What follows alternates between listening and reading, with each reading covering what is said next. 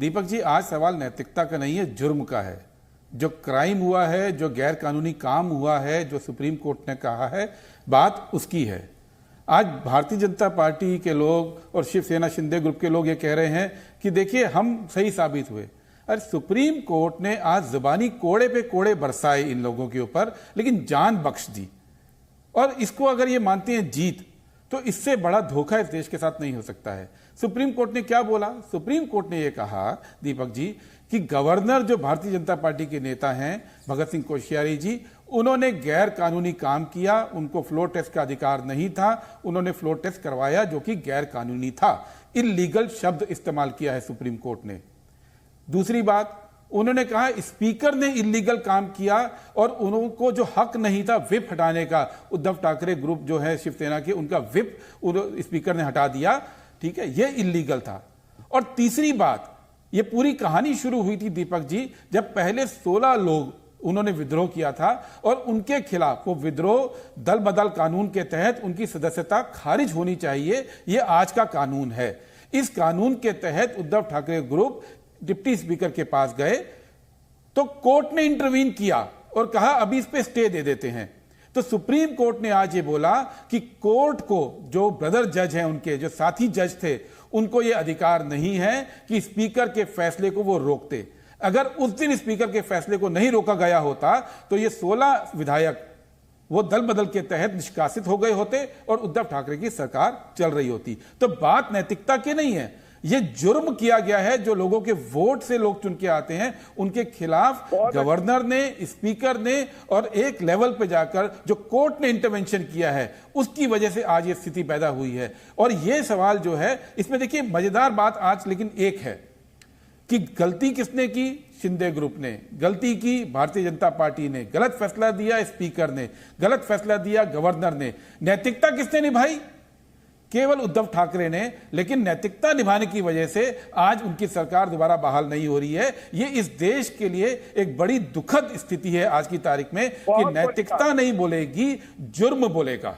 ठीक है, जुर्म बोल रहा है प्रेम शुक्ला जी, नैतिकता नहीं दिखाई शिंदे गुट ने। जिस आधार पर वो मुख्यमंत्री बने वो ही इल्लीगल था, ये आरोप लगा रहे गुरदीप सप्पल साहब सुप्रीम कोर्ट को कोर्ट करके। आरोप नहीं लगा रहा हूं, ये सुप्रीम कोर्ट ने बोला है। सुप्रीम कोर्ट ने कहा है, मैं विरोध कर देता हूं। कांग्रेस का अभ्यास हो गया है।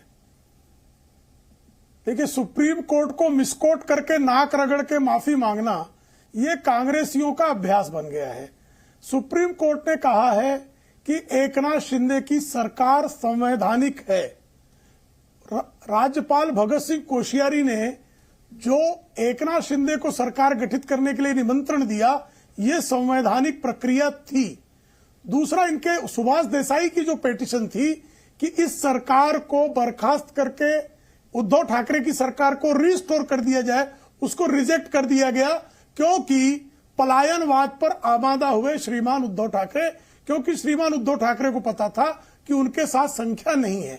अगर वो कॉन्फिडेंस मोशन लेकर आते तो कॉन्फिडेंस मोशन डिफीट हो जाता, ये भली भांत जानते हैं। और एक बार असेंबली में कॉन्फिडेंस मोशन डिफीट हो जाए तो सुप्रीम कोर्ट को यह शक्ति नहीं है कि वो किसी भी सरकार को विधानसभा में डिफीट होने के बाद या संसद में डिफीट होने के बाद किसी सरकार को प्रोटेक्ट कर ले। यह सुप्रीम कोर्ट की शक्ति के बाहर की बात है। तो इस पर कोई सुप्रीम कोर्ट ने किसी प्रकार का निर्णय नहीं दिया। तीसरी बात, इलेक्शन कमीशन के पास यह अधिकार है कि शिवसेना का सिंबल और शिवसेना किसकी है, यह निर्णय का डोमेन किसका है, यह इलेक्शन कमीशन का। इलेक्शन कमीशन का क्या निर्णय है कि शिवसेना एकनाथ शिंदे के पास जो है वो असल शिवसेना है। तो अब मुझे बताइए, शिवसेना से गद्दारी करने का अपराध किसका है? उद्धव ठाकरे का है। और जिसके साथ गठबंधन करके चुनाव लड़ा उसके विरुद्ध सरकार बनाने की अनैतिकता नमक हराने की तो श्रीमान उद्धव ठाकरे ने की। तो श्रीमान उद्धव ठाकरे जो हैं वो असली दोषी हैं। और जिन लोगों ने 90 से अधिक सरकारों को विधानसभा में बहुमत होने के बाद भी बर्खास्त करने का दुष्कृत्य किया हो, एसआर बोम्मई की केस, जिन एसआर बोम्मई की सरकार को बर्खास्त करके इन्होंने जो है दूसरी सरकार बनाई थी और सुप्रीम कोर्ट ने उसके बाद इनको जो चांटे मारे थे क्योंकि राजीव गांधी का चेहरा लालम लाल हो गया था, बूटा सिंह तक के, बूटा सिंह ने बिहार की सरकार नीतीश कुमार की जिस तरह से बर्खास्त की थी उस पर इनको किस तरह की बात। और ऐसे में 90 नंबूदिरी-पात की 1957 की सरकार से लेके नीतीश कुमार की सरकार तक इन्होंने कैसे कैसे हरकतें की हैं, अगर वो बताने बैठ जाऊं तो 90 मिनट उसी में जाएगा। और गुरदीप सप्पल जो बातें कर रहे हैं ये असंवैधानिक बातें कर रहे हैं। सुप्रीम कोर्ट के निर्णय में जो बातें नहीं है, चूंकि मिसकोट करके बोलना इनकी आदत हो गई है।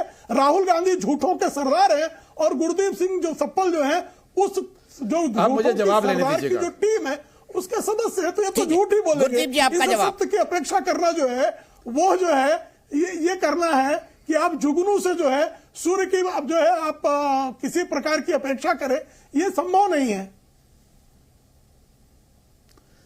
दीपक जी जवाब प्रेम मैंने बोल शुक्ला दिया। जी ने बहुत सारी बातें बोल दी।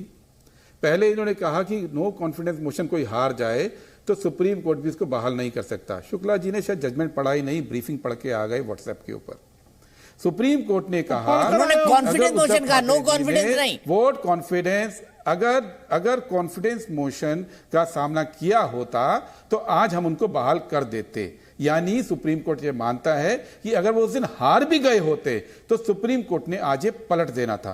प्रेम जी, दूसरी बात, सुप्रीम कोर्ट ने 10 पैरा में नहीं है, पैरा पॉइंट नहीं, अरे भाई, however the status quo cannot be restored because Shri Thakre did not face the float। अरे आप छोड़िए ना, अरे ये राहुल गांधी के संविधान में संभव है, डॉक्टर बाबा साहेब आम्बेडकर द्वारा लिखित भारत की संविधान सभा द्वारा पारित संविधान में ये नहीं है। प्रेम शुक्ला जी, मैं आपके बीच में नहीं बोला, मैं आपको नहीं बोलने दूंगा अगली बार, मैं अगली बार नहीं बोलने दूंगा। आपने जितनी बातें बोली मैं आपको नहीं बोलने दूंगा।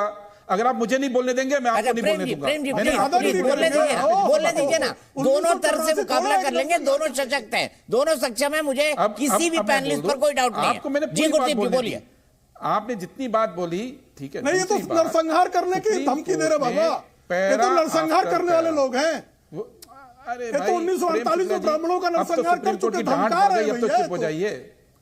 सुप्रीम कोर्ट की जब डांट पड़ जाती है ना तो चुपचाप रहना चाहिए, अपने जख्म सहलाने चाहिए।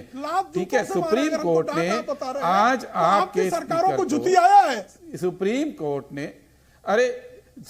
कोर्ट ने स्पष्ट बोला कि इल्लीगल काम किया गवर्नर ने। सुप्रीम कोर्ट ने स्पष्ट बोला इल्लीगल काम किया स्पीकर ने। इल्लीगल काम क्या होता है? कानून सम्मत काम नहीं किया।